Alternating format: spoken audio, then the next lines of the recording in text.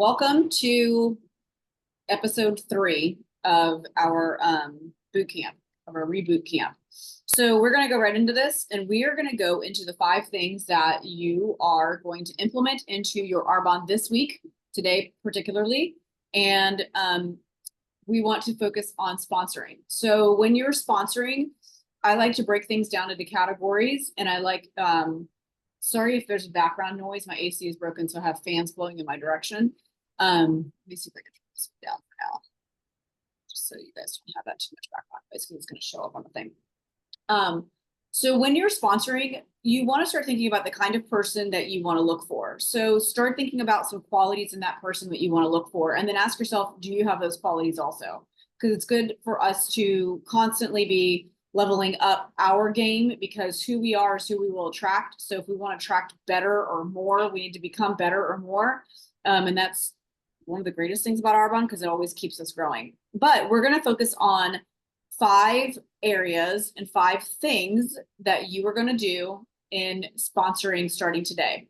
So you're going to look for 5 people who want to get healthy or need to get healthy. But you're going to look for 5 people who need to get healthy. You're going to write those people down. You're going to look for 5 people who are out of state. So 5 people who are out of state.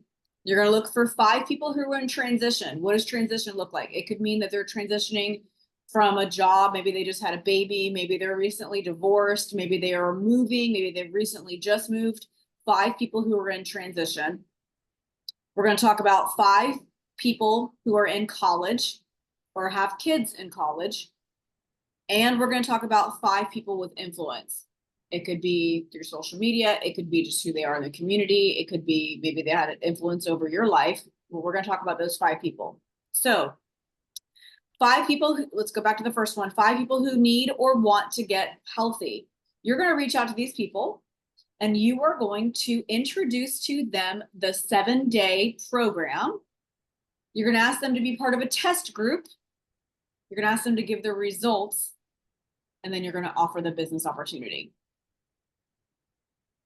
So that's what we're focusing on, those 5 people. We're going to focus on the 7-day. Now, you can also implement the 30-day into that as well, however that organically falls into that lifestyle. But we definitely want to focus on the 7-day because of their results. And if they have wonderful results and they're telling other people, hey, maybe this might be a good opportunity for you to check this out and doing this as an extra source of income. Number 2, 5 people out of state. You're going to message, call, text, however, communicate to them. And you're going to say, hey, Kelly, it's Christina.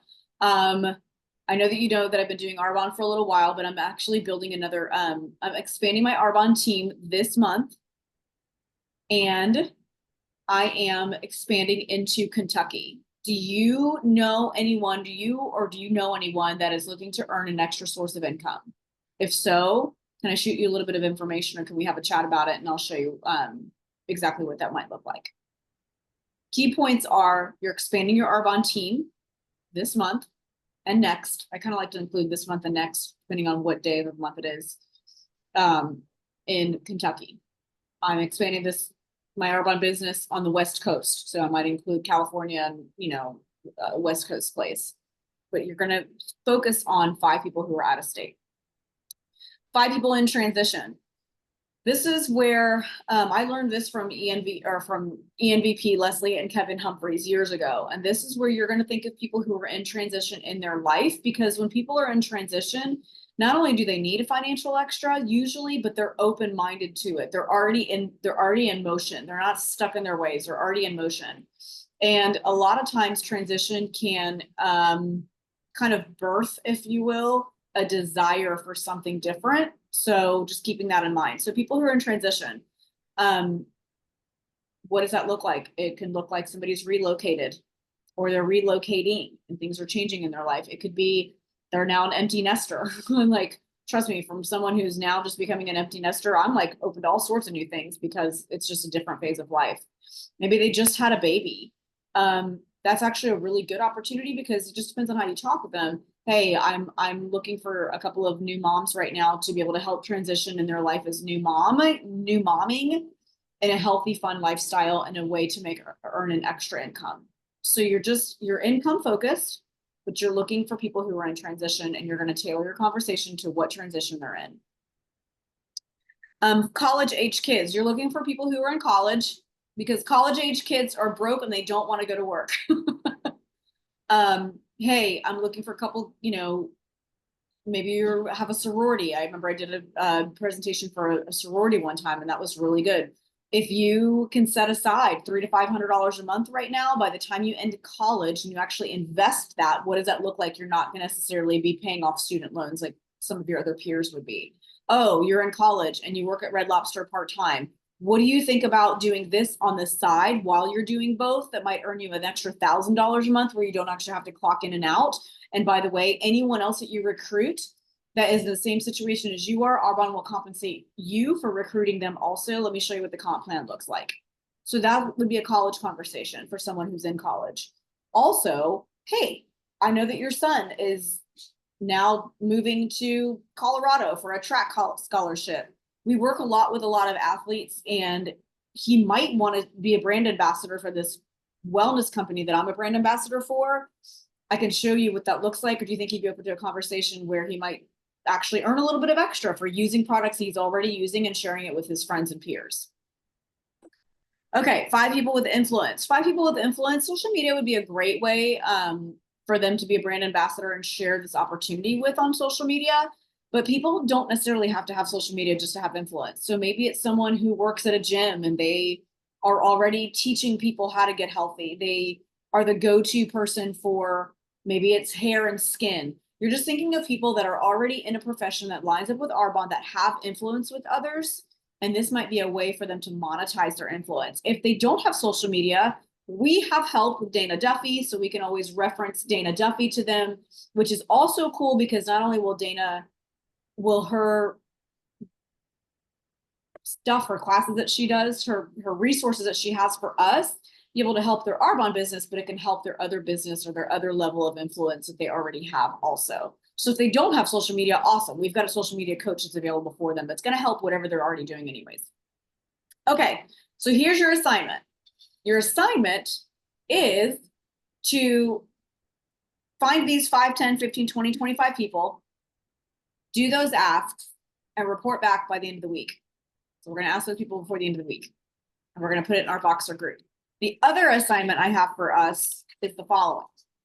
Because we want to be the person that we want to sponsor, and we always want to sponsor up, we always want to level up.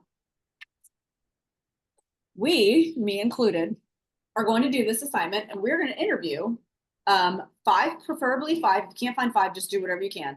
Preferably 5 people that have greatly impacted and influenced your life. So you're going to choose 5 people who have greatly impacted or influenced your life, or they are where you want to be. So let's say you don't really have anybody that's ever spoken life over you. Okay, cool. We'll find someone that you want to be where they're at their level of life, and you're going to interview them. You're going to ask permission to interview them. And in this interview, and it can be, I would definitely recommend making it business related, but it can be family related. Let's say you have someone that has raised amazing children and you're in that same stage of life and you're like, I would really like to learn from what are the things that they did, because the difference between a successful person and an unsuccessful person is that there are things that successful people do that are different than what unsuccessful people do. So let's say it's successfully raising teenagers or successfully raising, boys or whatever that looks like, girls, whatever that looks like. You're going to ask those questions for those people. So it could be in any area of your life, but you're going to pick 5 people that have greatly influenced you or that are where you want to be. These are the questions you're going to ask, and I'm going to put all this in our Voxer group. Number 1, what daily habits do you credit towards your success? So maybe it's a mom, and you're like, hey, what daily habits do you credit towards your success in raising your girls into kind and strong individual girls that don't follow the crowd? What are those habits that you implemented?